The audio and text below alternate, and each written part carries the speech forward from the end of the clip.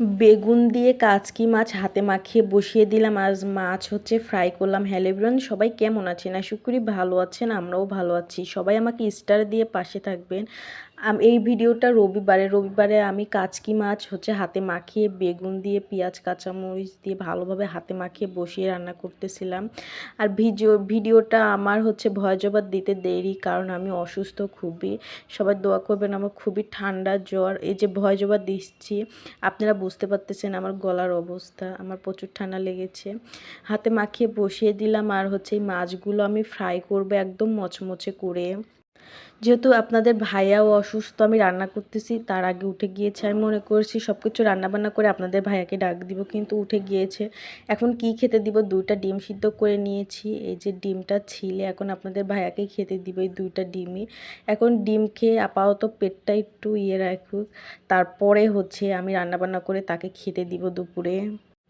পুরাপুরি এখন পেট ভরবে না, সামান্য একটু পেট ভরে থাকুক, তারপরে রান্নাবান্না করে তারপরে খেতে দিব। হাতে মাখিয়ে যে চচ্চড়িটা বসিয়ে দিয়েছিলাম কাচকি মাছের, ওটা কিন্তু রান্না হয়ে গিয়েছে। তারপরে যে মাছগুলো ফ্রাই করব, হলুদের গুঁড়া মরিচের গুঁড়া লবণ দিয়ে হচ্ছে মাখিয়ে নিলাম। আর হচ্ছে কাচকি মাছের তরকারিটা কিন্তু কমপ্লিট হয়ে গিয়েছে। আপনাদের ভাইয়ার কিন্তু এই কাচকি মাছের পুরপুরি খুবই পছন্দ, ছোট মাছ বিশেষ করে। আমার কিন্তু ওরকম ছোট মাছ পছন্দ না, আপনাদের ভাইয়ার খুবই পছন্দ ছোট মাছ।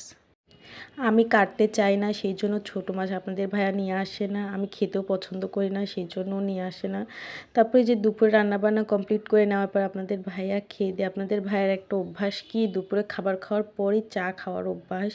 তার জন্য চা বানালাম, আমার জন্য বানালাম। আমারও যেহেতু ঠান্ডা লেগে গিয়েছে, আমি অসুস্থ, খুবই ঠান্ডা লাগছে, সেজন্য আমার জন্য 1 কাপ চা বানিয়েছি। আর আমার ছেলে যখনই তার বাবা চা খাবে, তাকে 1 কাপ করে চা বানিয়ে দিতে হবে। তাও হয় না, সে পেট ভরে খেতে চায় চা, এরকম এক অবস্থা।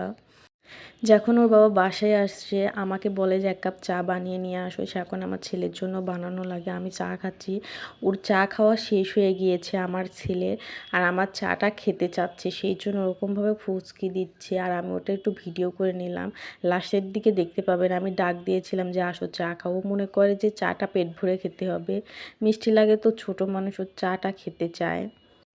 আজকের মতো ভিডিওটি এখানেই শেষ করলাম। আল্লাহ হাফেজ।